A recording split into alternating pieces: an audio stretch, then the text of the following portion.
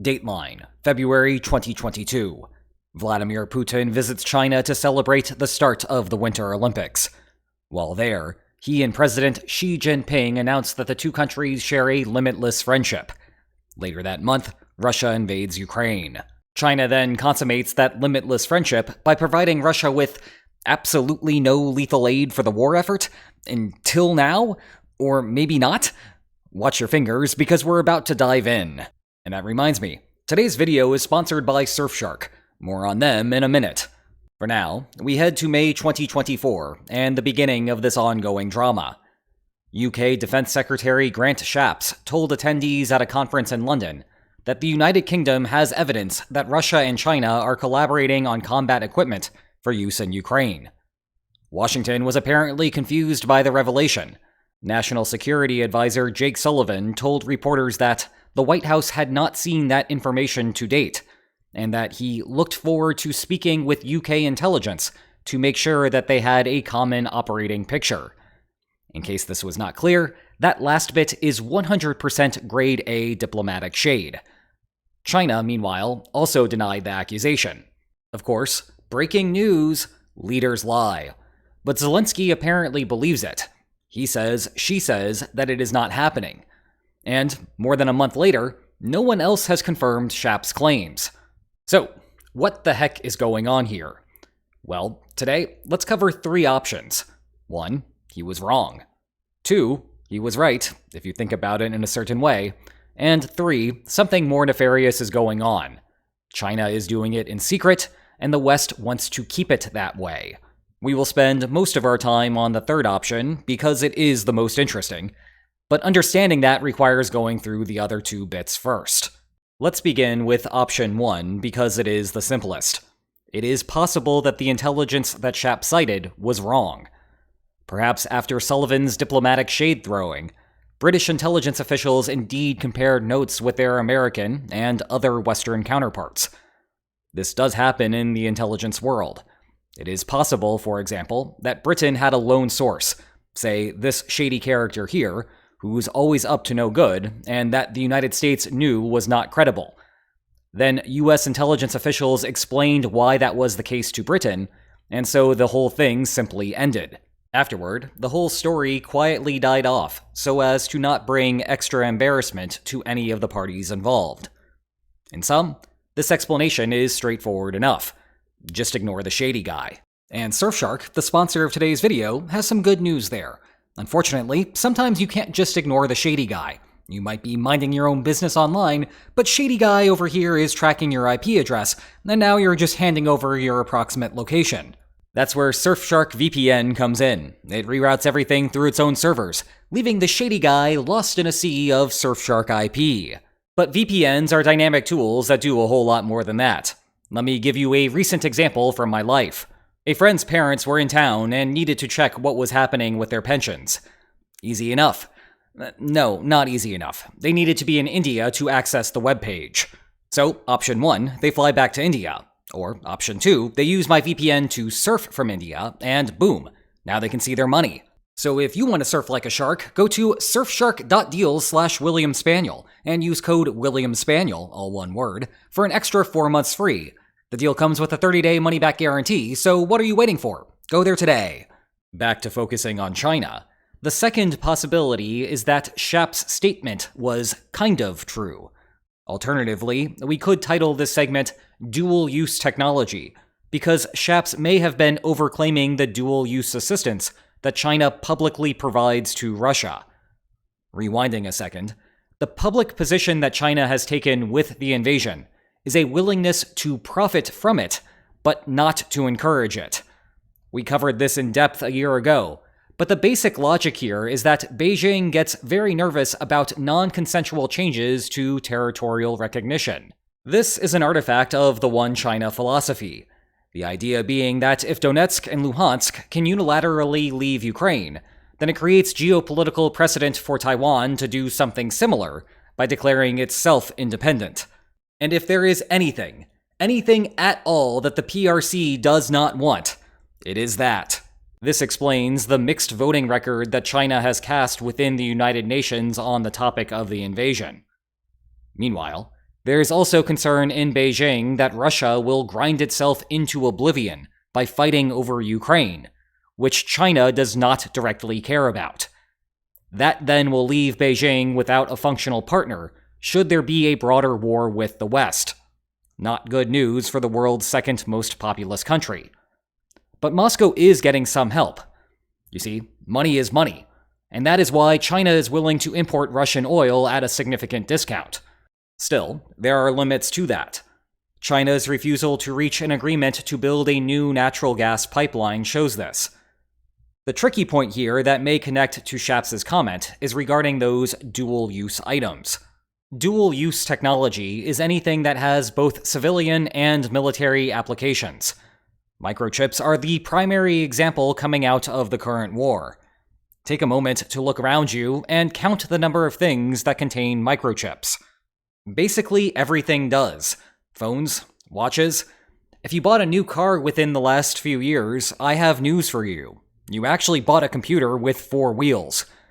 As a result, world leaders care a lot about them. You see, microchips are also essential in any modern military hardware that goes beyond a straightforward rifle. Long gone are the days of simple tanks with a basic engine to run everything. Now is the era of computers assisting humans to increase efficiency. You can calculate where to aim your artillery, but it is much easier and faster to just let a computer do it. In sum, microchips are everywhere. Recognizing their ubiquity and military importance, the Kremlin attempted to create a domestic semiconductor industry. However, Russian businesses struggled to compete in that market. Heck, just about everyone outside of Taiwan struggles to compete in that market. Now, it is no secret that Beijing is selling chips to Moscow, whether manufactured at home or imported into China and then exported into Russia. With that in mind, it is possible that Shaps was referring to an unpublished report that showed that China was indeed exporting microchips to Russia, knowing full well that Russia was going to use them on weapons production. And we all know where those weapons are going. Indeed, this has been a central concern for the State Department's mission in China for months now.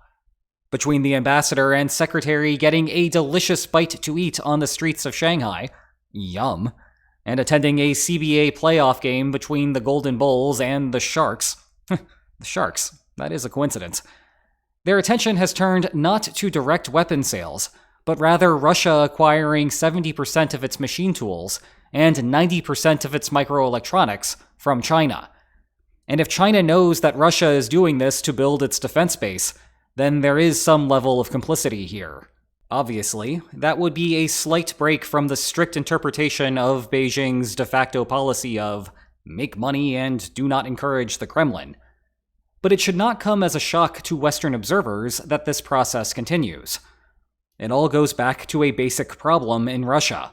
Russia's civilian industry also needs microchips, and it is basically impossible to monitor what happens to those chips once they cross the border. The West is also not enthusiastic about this, but those governments understand the difficulty of the problem. And really, it is up to the Western sanctions regime to figure out how to stop it. It is not Beijing's task unless the West provides the proper pressure on China. Otherwise, China is perfectly happy to wash its hands of the situation. Speaking of which, the United States stepped up those efforts heading into the June G7 summit. And note that entities in Turkey and the United Arab Emirates were also part of that, meaning that this problem is not strictly confined to the allies of Russia. Thus, you get rather indifference to Shaps's suggestion that China is providing lethal aid. Everyone already knows that it is happening, but dual-use technology does not quite count. Finally, we get to the intriguing option, something more nefarious, or that Shaps actually had accurate intelligence, but the West wants to suppress it so as to not induce China to double down. This is a topic that my self-respecting academic alter ego has worked on before. Fun fact, I had an alternative title to this article. It was Doubling Down, The Dangers of Disclosing Discrete Deeds, but I chickened out because I was an untenured coward at the time. Anyway, imagine that you are a country thinking about taking some sort of national security action. Broadly, you can choose from 3 options: do nothing, Do it publicly, and do it secretly. In a vacuum, the trade-off between public and secret action is power versus blowback. Go public, and you can do everything en masse. No need to try to cover your tracks. All of the semiconductors, all day, every day. Keeping everything secret, on the other hand, means that third parties will not be able to chastise you in international fora for what you are doing. So, no negative media publicity, no economic sanctions, no blowback. And if you think about the countries that are publicly giving Russia lethal aid, we are talking about Iran and North Korea here, a main reason that they are not covering their tracks is because they were already incurring the wrath of the West. Okay, not covering their tracks is an understatement. They are openly celebrating the relationship. Hugs all around. But that does not happen without the insulation of being pre-sanctioned. But for China, the trade-off between power and blowback is more complicated than this pomp and circumstance. And North Korean beach balls? In the secretive cases, the third parties may uncover the plot. And that is when the game truly begins. Exposure seems like the obvious response. The revealed party gets named and shamed, which then causes them to withdraw. And if the perpetrator preferred secret action to no action to now public action, that is indeed true, but not so fast. There is no guarantee that this is always the true ordering of the key actor. Rather, it might be that they prefer public action to no action. Here, by taking secret action off of the table, publicizing the plot just induces the opposing country to double down on its position. Go from discreetly shipping one microchip at a time to sending them by the truckload in open sight of everyone involved. With the cat out of the bag, the country is stuck suffering international condemnation either way. As a result, you can forget about the half measure. Might as well go with the full measure at that point. For example, the United States' assistance to Mujahideen rebels during the Soviet-Afghan War is well known today. Named Operation Cyclone, those efforts helped dislodge the Soviet Union from the country, giving the Kremlin a significant political black eye. But what is less well known is how those actions started in secret. There was an elaborate plan to only give the Mujahideen Soviet weapons, ironically enough. How? Well, the United States sourced from stockpiles that Israel captured during the Yom Kippur War, and via excess legacy weapons that Egypt was looking to pawn. Afterward, Washington laundered everything through Pakistan. Over time, the Soviet Union realized what was happening, and tried to expose Washington's plot for the Kremlin's benefit. The thinking in the Kremlin was that the White House did not want to be seen as trying to manipulate the affairs of a Central Asian nation, and thus once the actions were brought to light, the White House would terminate its support. That plan backfired. Instead, with the assistance now being an open secret, the United States began supplying Stinger missiles. Stingers were brand new at the time. They only could have come directly from Washington, and thus the Kremlin would know exactly what was happening. Nevertheless, the United States switched to a de facto public intervention. But it was an easy choice given the earlier exposure. Zooming out, the central lesson here is that it is sometimes better to keep the opposing state secret, rather than expose what is going on. Indeed, that is the strategy that Egyptian President Gamal Abdel Nasser took in the late 1960s.